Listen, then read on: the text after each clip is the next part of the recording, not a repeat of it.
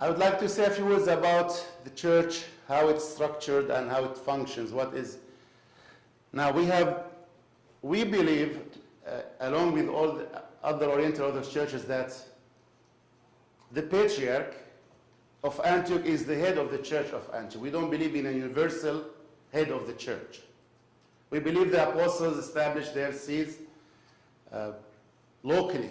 But then the first ecumenical councils divided the authority and the ministry of the churches among three major cities and sees. And these were Rome for the west, Antioch for the east, and Alexandria for Africa. Later, Constantinople was added as the new Rome, and Jerusalem, of course, after being a diocese of the metropolis of Caesarea of the Patriarchate of Antioch, it became a patriarchate in itself. So our patriarch, we believe he is the head of the Church of Antioch.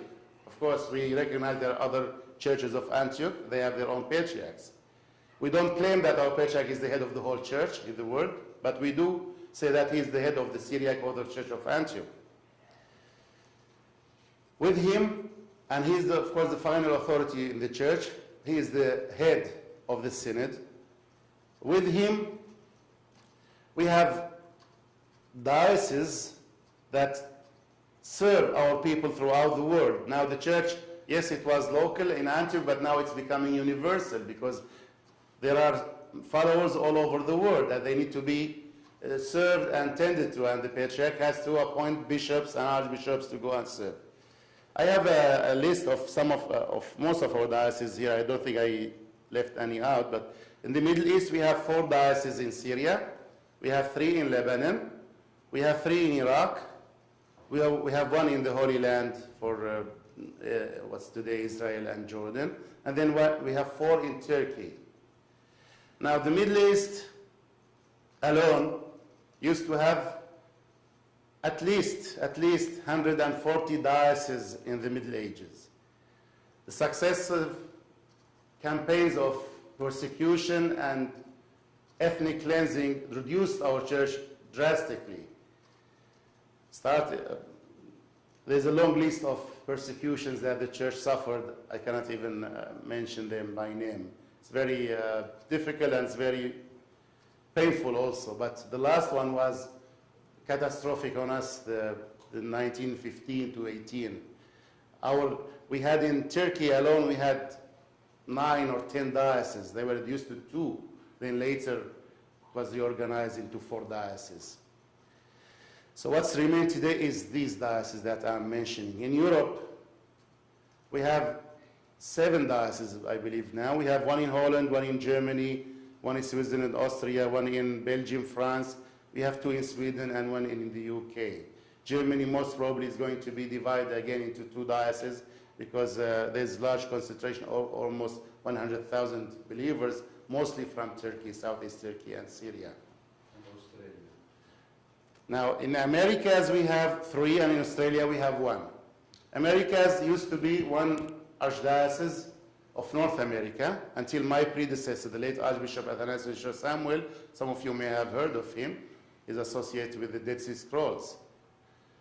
He was the Archbishop until 1995. He passed away. Then the diocese was split into 3, East, West, and Canada. I'll talk a little bit more about our diocese if we have time left. Now, India. Interesting, all traditional Christians of India are known as the Syrian Christians. I'm talking about the churches and the people who were there from early centuries.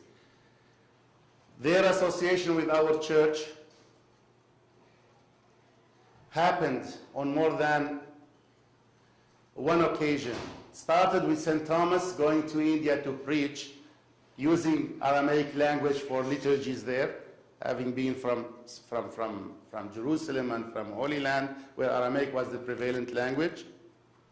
So since then, the people of India were introduced to Syriac, Aramaic, and they became known as Syrian Christians. But later, something happened in the 4th century, a wave of immigration. a group of people went from Edessa, from Urfa, almost 70 families with a bishop with them, went to India to do missionary work and to evangelize in India. These people kept their identity. They did not intermarry with the local Indians, even the Christian Indians. They did not intermarry with them, claiming that they have the pure blood of Shema. Shema meaning the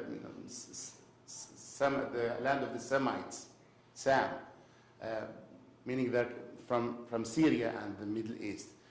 They are called today the Knanaya Archdiocese. Knanaya are the land of Canaan.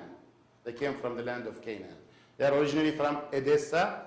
What happened is a merchant by the name of Tuma also went to India. He used to do business with the Indians. He landed at the coast of Malabar, and there he saw people with crosses. And he started inquiring, are they Christians here? They said, yes, we are Christians in St. Thomas. He came and he preached, but nobody is taking care of us. The church was not able to take care of them because of the wars in the area. So he went back and he reported to the Archbishop of Edessa. The Archbishop of Edessa prepared a group led by a bishop named Joseph with priests and 70 families who were willing to go and to evangelize in India. They went, they were able, through their contacts with the local Maharajas, to secure recognition from the Maharajas to the local Christians. They gave them the privileges of the highest Indian caste, the Brahmite caste. And they were able to convert more and more Indian people into Christianity. That's how our relationship started and got strengthened with the church in India, and it continued throughout the centuries until the Portuguese found their way to India, and there they were surprised to see Christians, but they were not the Christians they knew. They were not in conformity with the Western Christianity, with the Catholic Church. So they forced many of the people there to become Catholics. Then later the Dutch went there, and they also found a way of converting into Protestantism. And now we have so many churches in India who claim Syrian origin, but they are Catholics, Protestants, Evangelic, Pentecostals, even Anglicans. There's Martoma Church, which is Anglican in faith, but it's Syriac in tradition. If you see a Martoma bishop, you would not know whether he's an Anglican or a Syrian Orthodox. Just like me, he wears lighter robe, maybe red. I wear red robe sometimes also, but he has the same outfit, everything. You think he's a Syrian bishop, but he's an Anglican bishop. By the way, we have a diocese here in the United States. We have actually two dioceses of our Malayali people from India.